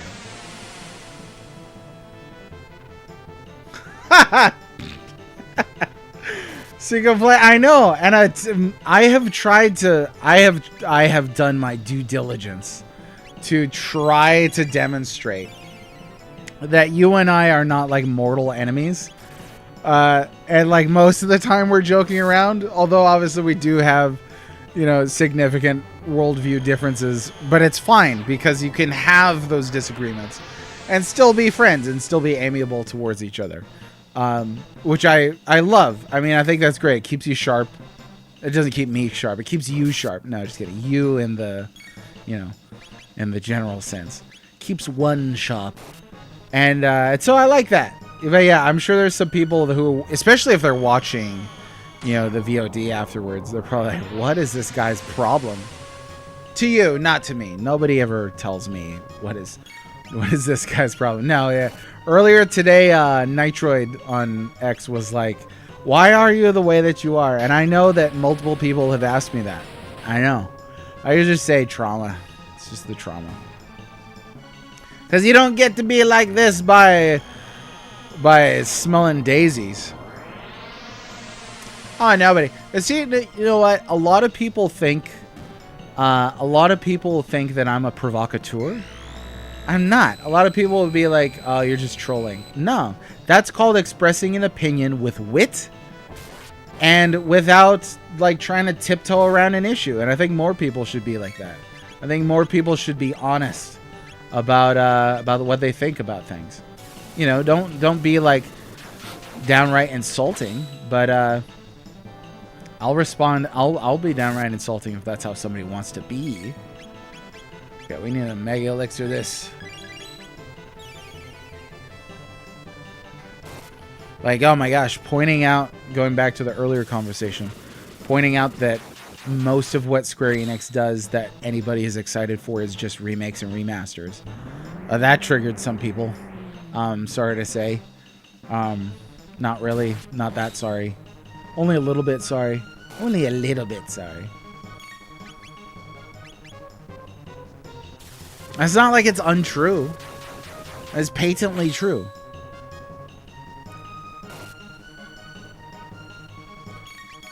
So it's one of those things we hold this truth to be self-evident that remasters and remakes are created by Square Enix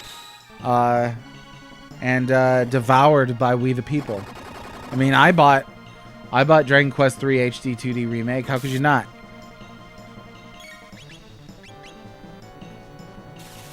Oh, old coffee. Alright, who's tired of Lavos already? At least it's getting faster. At least, like, we're defeating him more quickly. Let's go back to music. Like, what other...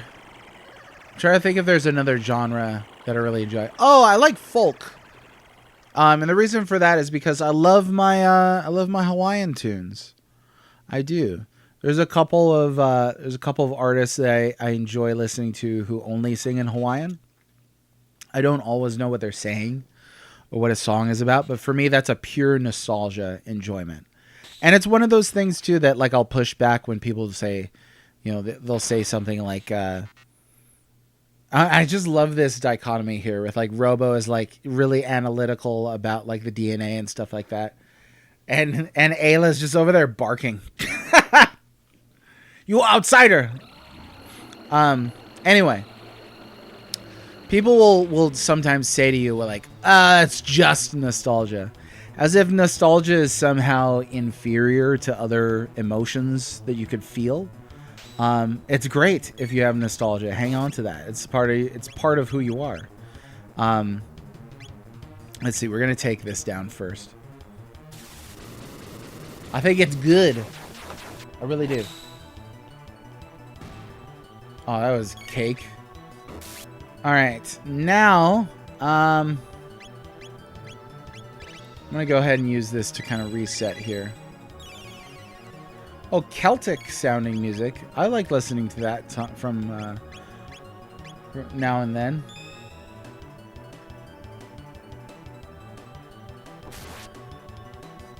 Oh yeah, which band?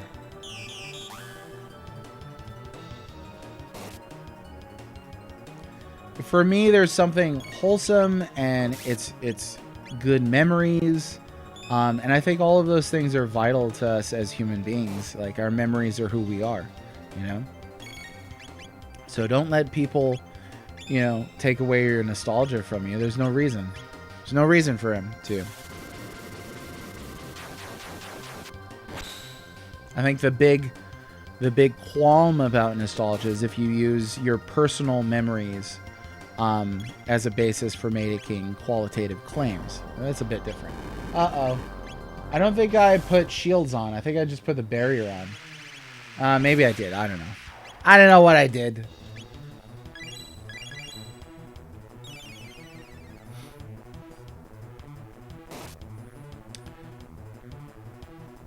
Carrying her weight here, as you can see. I really love the idea of having Ayla as a berserker. I just think that's rad. I really do.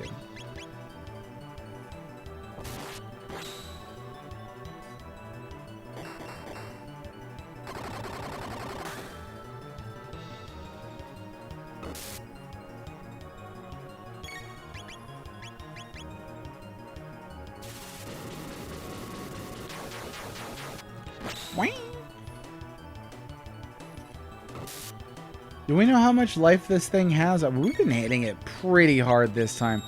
I feel like Robo and Ayla are like a really good combo for dealing a bunch of damage.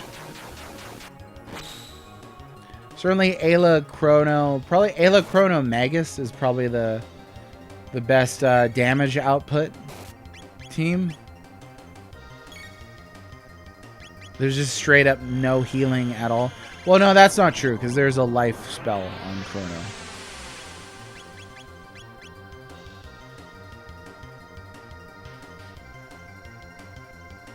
Chumbawamba!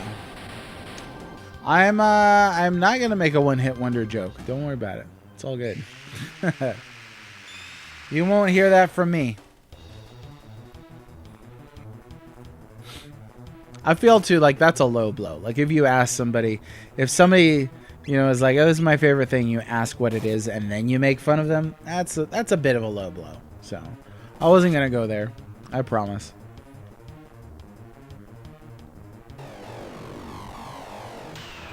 Nah. Oh, it's fine.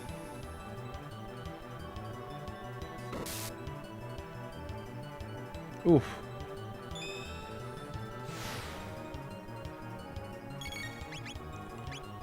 Okay. Just keep hitting this one thing. I want to say this worked out pretty good for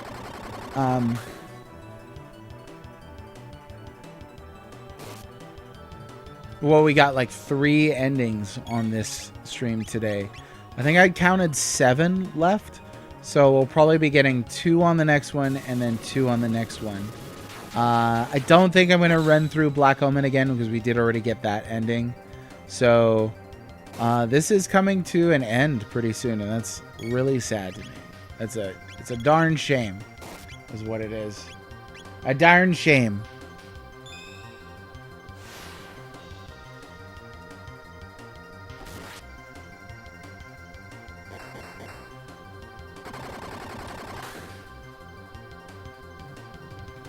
Meh, meh, meh, meh. Those are quite different genres too. Anarchist, punk, electronica, and folk. I almost guessed like Sufjan Stevens or something like that.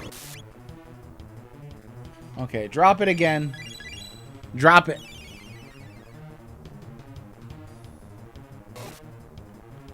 That one's gonna be toast. Yep. There we go. Hopefully that delays reviving the bit just a little bit. Otherwise, Ayla might have messed that up for us. Oh no, there we go. Hell! Okay, one more ending.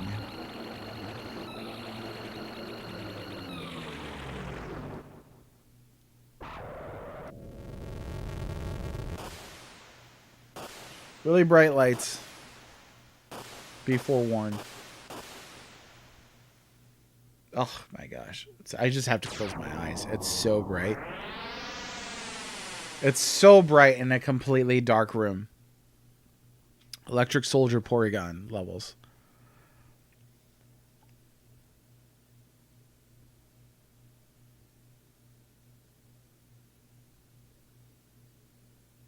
No music? Oh, here we go. Akira. Akira! Wake up, Akira. Thank you for the GGs. Tend to gravitate to most guitar-oriented music, whether it be instrumental, blues, metal, experimental, progressive, fusion styles. Nice. Time to rise and shine. I really love listening to classical guitar. Dear me, I'd forgotten how beautiful Lean's bell sounds. Oh yeah, I forgot about this. I love this ending. Okay, so this is really cool because we never defeated Azala. Ayla fails to overthrow the Reptites. So, we basically accidentally created this future in which everybody is now a Reptite. That's beautiful. I want there to be a whole game like this.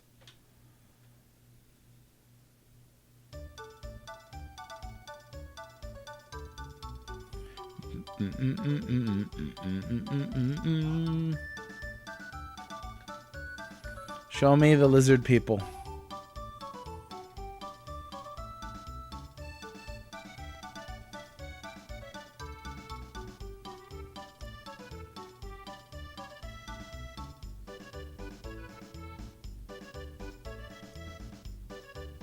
Wait, why is the cat not a lizard then? Would domestic house cats have arisen in the same way if everybody were lizards? I don't know. That's a question for a Nobel Prize winner. Oh yeah, look, it's like walking to Washington D.C. over here. Everybody's just straight up reptile person.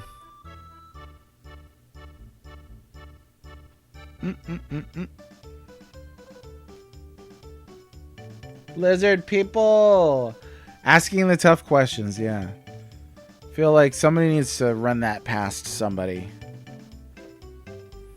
I don't know. That's for more interested parties to figure out. That's my approach to life sometimes. Like, look, there's a guy right there. Oh, because that was a Reptite. It wasn't a guy in a costume. It was actually a Reptite. Wait, what was the... They replaced it with like a Specchio sprite. What was the guy there previously? It was one of the Middle Ages soldiers. Or for some reason now it's a Specchio. This ending creates way more questions than normal. Like, would Marley have still inherited the pendant? Oh yeah, because Zeal Kingdom would have been... Scala would have been a Reptite at that point. Alright, is that it? Do we get to see Reptite Gato? Oh, so I started playing No Man's Sky the other day. Was playing it co-op with a kid brother. Since we just defeated Bloodborne, we decided to take a little break, do something else. A little more chill. Azala, how could you? Oh, I got you in the end, though. Get it?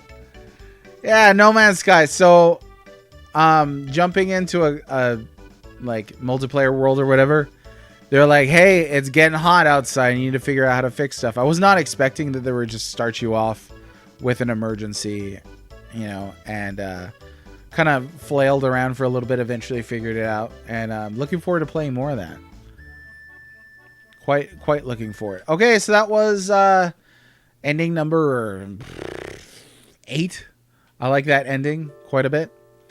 What are we looking at now? Yeah, exactly. And that's, you know what? More power to them. I don't know enough to take a stance on whether they were lying or, you know, misleading people or not, but I know that they turned it around and they had a bad game and they turned it into a good game that people actually want. So that's pretty cool. Okay, so that was that ending. So now we have 1, 2. Oh no, that's a DS only ending. So we actually only have 2 endings left. We have What the Prophet Seeks, which we need to do after facing Azala, but before Scala opens the sealed door. And then we need to get Memory Lane. Save file should read the Magic Kingdom, and Scala should have opened up the door of the to Zeal Palace, but Marley has not powered up her necklace, so very specific. But that will essentially be the last one. We did get to see the one where Lavos wins. We got the Dream Team ending, so that's it. There's only 2 endings left. I'm a bit sad of that. Yeah, and I get that. It was an unlucky start too. I thought that was pretty rough. Yeah, I couldn't tell what was going on. I could hardly see. Like my entire screen was just bright red. But I am looking forward to playing it more eventually. So, am I triggered by the fact that the game is about to end? I'm chronoed by the fact. I said, chrono, it can't be. I'm sad. I'm sad, my boys, that it's gonna end. See, it's gonna end, I said.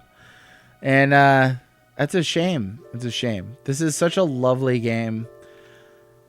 I emotionally, I find myself wishing there was more of it, but intellectually, I know, you know, as soon as you start going down that road of like, hey, let's just put more in it because more is always better. It's a very slippery slope. It is. You can get to you can get into things that that could potentially bloat it up, and this would not be one to bloat. I think that would be a huge mistake. So it's a shame, but it's the way it has to be. Short but sweet, to the point. And I look forward to replaying it again someday. But tomorrow could be our last time playing Chrono Trigger, which means I'll need to decide what we play after that. I'm super not looking forward to making that decision, but we will have to. So until then, I'll see you tomorrow, 1 p.m. Central. Tomorrow is Tuesday, but I'll see you on Tuesday, 1 p.m. Central. Thanks everybody for being here. Thanks for talking about music. Crash, good luck with your soldering project tonight. Cinco Play, go and enjoy some classics. Don't sit down and enjoy them though. And Sarge, thanks for joining the. I think you joined the Discord. All right, I'll see you all next time. Take care of yourselves. Bye bye. Class.